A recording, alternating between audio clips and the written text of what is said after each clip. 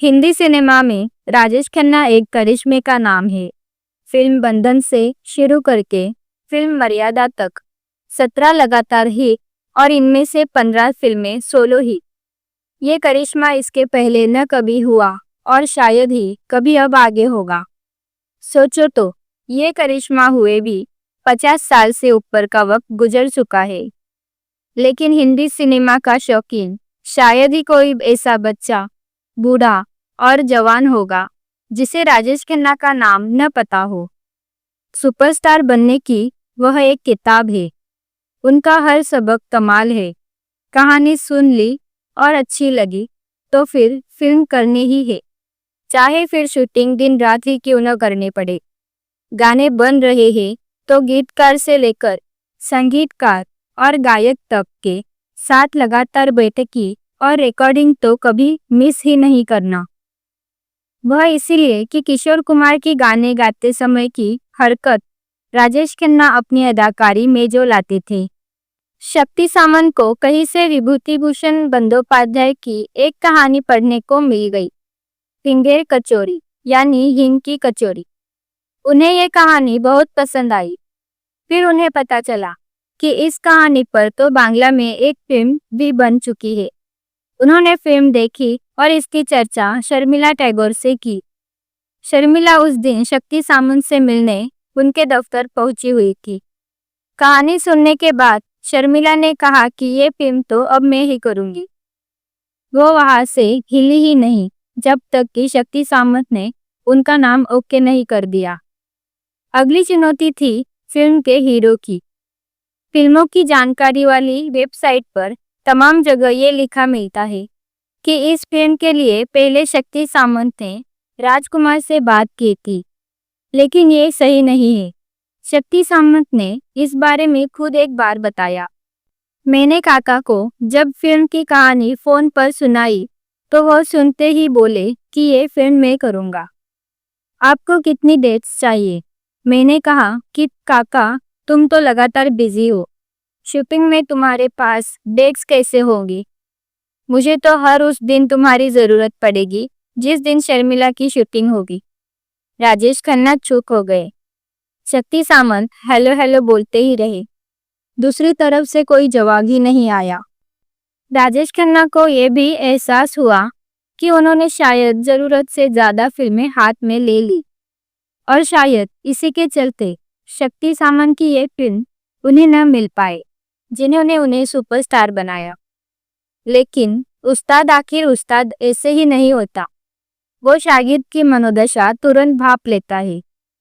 शक्ति सामंत ने कहा, काका तुम लगातार शूटिंग कर रहे हो, मुझे पता है, लेकिन मुझे ये भी पता है कि तुम शाम 6:30 बजे के बाद शूटिंग नहीं करते, तो मैं तुम्हारे साथ शाम 6:30 बजे के बाद शूटिंग करूँगा। बात बन गई। राजेश खन्ना ने पहली बार अपने करियर में देर रात तक लगातार 6 महीने बस इसी एक फिल्म की शूटिंग की है। शक्ति सामंत ने अपनी शूटिंग की पूरी योजना कुछ इस तरह बनाई थी कि दोपहर 2 बजे की शिफ्ट में शर्मिला टैगोर आती, अपने हिस्से की शूटिंग करती और फिर शाम 6:30 बजे के बाद राजेश खन्ना आते तो दोनों के साथ वाले दृश्य को शूट किया जाता। फिल्म अमर प्रेम की पूरी शूटिंग स्टूडियो के अंदर ही हुई है। सिर्फ 2 दिन के लिए फिल्म की यूनिट आउटडोर गई। एक तो फिल्म के पहले दृश्य के लिए जिसमें शर्मिला टैगोर पर एक एस.डी. बर्मन का गाना फिल्माया गया। ये शूटिंग मुंबई के करीब नाला सोपारा नामक जगह पर हुई और दूसरे दिन फिल्म की यूनिट तब बाहर गई जब फिल्म का आखिरी दृश्य फिल्माया गया कोलकाता में, जहां शर्मिला टैगोर और विनोद मेहरा के रिक्शे वाले सीन शूट किए गए। देखा जाए तो फिल्म अमर प्रेम की पूरी कहानी का मर्म यही है कि जिन्हें हम सबसे ज़्यादा चाहते हैं उनसे कोई रिश्ता हो ये जरूरी नहीं। हर रिश्ते का नाम नहीं होता। यहाँ पति से दुत्कारी गई पत्नी को शांति पड़ोसी के बेटे में मिली। फिल्म ये भी बताती है कि पत्नी की बेरुखी का शिकार हुआ पति कहीं ना कहीं अपने मन की बातें कहने का आसरा तलाश ही लेता है। फिल्म अमर प्रेम देखा जाए तो पूरा जीवन दर्शन ही है। इस फिल्म में नायक और नायिका से साथ बच्चा भी है।